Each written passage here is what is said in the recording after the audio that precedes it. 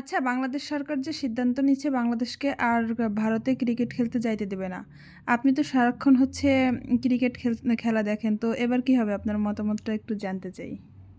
আমি কি আমার মতো করে বলবো নাকি বাঙালি জাতি যেভাবে লাফাচ্ছে সেভাবে বলবো? ২ টাই বলেন।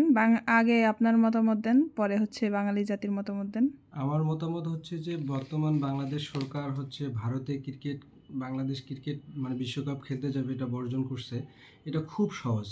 হুম, কিন্তু এই সরকারের যে হেডাম নেই, হুম, এই সরকারের যে গ্রহণযোগ্যতা নেই, এই সরকারের যে পাওয়ার নেই, সেটা জাতি জনগণ কেউ বুঝতেছে না। হুম, যদি এদের পাওয়ার থাকতো, হেডাম থাকতো, হুম, তাহলে বাংলাদেশ এই বিশ্বকাপ ক্রিকেট খেলতো, সেটা ভেন্যু পরিবর্তন হোক আর যে দেশেই হোক।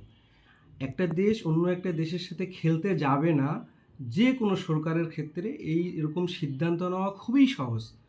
কিন্তু কোনো বিশ্বের কাছে মনে করো আইসিসি, বিসিবি যেটা বিসিবি, আইসিসির কাছ থেকে যে হেডাম দিয়ে যে এই যে তারা যে কথাগুলো বলতেছে যে ভারতে নিরাপত্তা নাই, হে নাই, ও নাই, আমরা এই দেশে খেলবো, ওই দেশে খেলবো গিয়ে, তো এইটা যে তারা করতে পারলো না, সেই সাথে এই সরকারের গ্রহণযোগ্যতা এবং হেডাম যে নাই সেটা প্রমাণিত হইল। হুম, আর আমি বাংলাদেশের ক্রিকেট খেলা দেখতে পারবো না এবার বিশ্বকাপে, অনেক মিস করব।